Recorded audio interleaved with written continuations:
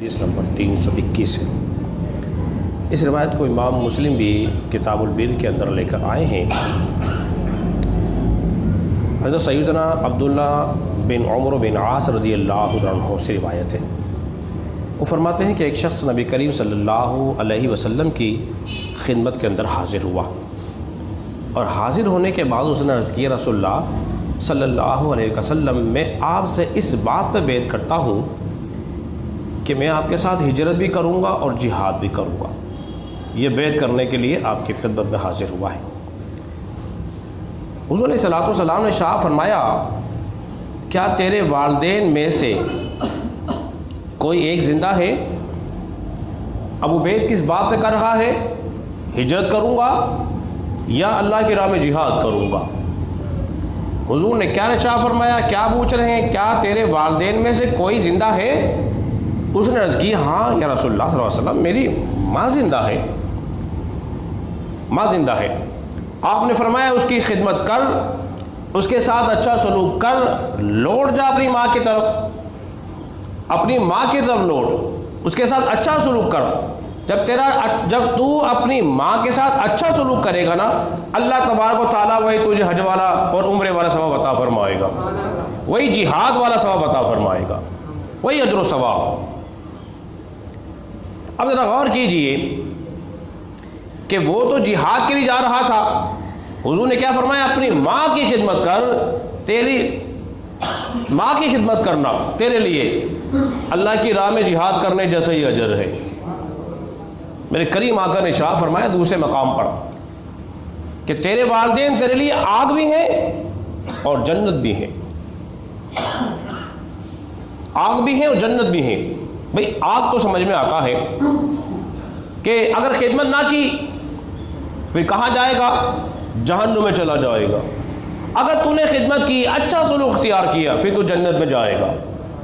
اس لیے تیرے لیے والدین تیرے لیے آگ بھی ہیں اور جنت بھی ہیں۔ علماء کرام نے ایک بات اور بیان فرمائی ہے اس حدیث کے بارے میں۔ وہ ارشاد فرماتے ہیں کہ اگر جہاد فرض عین ہو، جہاد اگر فرض عین ہو تو پھر ماں باپ سے اجازت لینے کی ضرورت بولیے نہیں ہے۔ اگر والدین اسے عین فرض جہاد سے اسے روکیں تو گناہ گار ہوں گے، لیکن ہاں اگر جہاد فرض کفایہ ہے تو پھر ماں باپ کی خدمت ہی کرے، ماں باپ کی خدمت ہی کرے اور نہ جائے، کہ حضور نے فرمایا تو اپنی ماں کی طرف لوٹ جا۔ کیوں فرمایا تھا؟ اس لیے کہ یہ اپنی ماں کا اکلوتا ہی بیٹا تھا، ماں کا اکلوتا بیٹا تھا، اور ماں کو حاجت تھی کہ میرا بیٹا میری خدمت میں رہے، میری دیکھ بھال کرے، میرے کھانے پینے اور دیگر اشیاء ضروریات کی اہتمام کرے۔ وہ جہاد کے لیے جا رہا تھا، حضور نے فرمایا تو جہاد پہ نہ جا، تو اپنی ماں کی خدمت کر، تیری ماں کی خدمت کرنا ہی جہاد ہوگا۔ کتنی پیاری بات نبی مکرم صلی اللہ علیہ وسلم نے شاہ فرمائی۔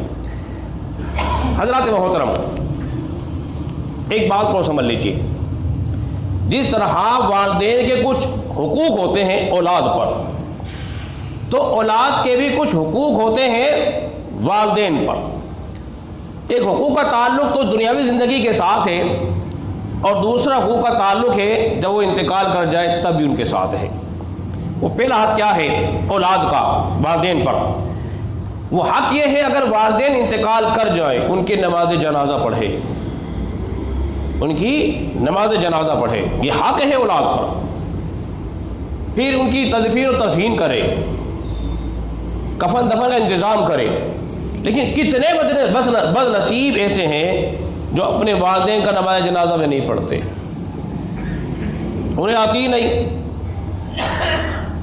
بات تو منہ چھپا لیتے ہیں، بات کسی کام میں مصروف ہوتے ہیں، اور گھر کے لوگ سب سے آخری میں آ رہے ہوتے ہیں بھاگے بھاگے، جبکہ انہیں سب سے پہلی سب میں موجود ہونا چاہیے۔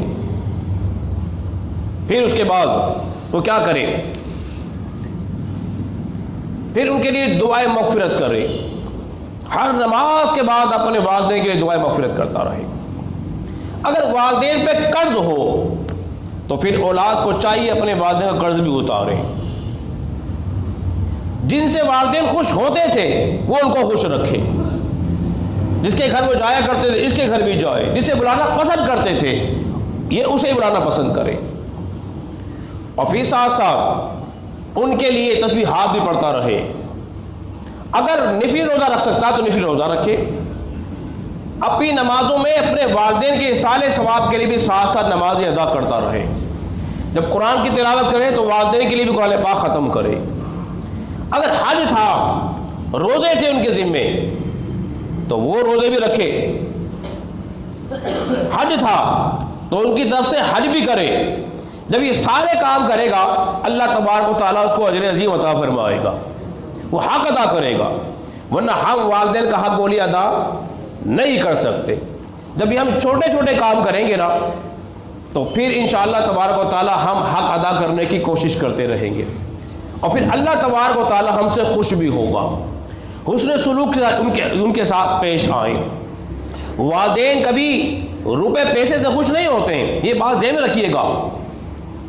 والدین روپے پیسے سے خوش نہیں ہوتے کہ روپیہ پیسہ دے دو اور کوئی ان کی خبر پوچھنے والا ہی نہ ہو. ایسا ہرگز نہیں. ان کے پاس وقت بھی دو، ٹائم بھی دو. جب تم نے اپنے دوستوں کے لیے ٹائم نکال لیا، اگر والدین بوڑھے ہو گئے ان کے پاس بیٹھو، ان کی باتیں سنو، ان کی دلجوئی کرو، ان کے ساتھ ہنسی مذاق سے پیش آؤ. جب یہ تم سارے کام کرو گے نا پھر دیکھو تمہاری زندگی میں کیسا نکھار آتا ہے. اللہ رب العزت کی بارگاہ میں دعا کریں کہ اللہ تبارک و تعالی ہم سب کو سمجھنے اور عمل پیرا ہونے کی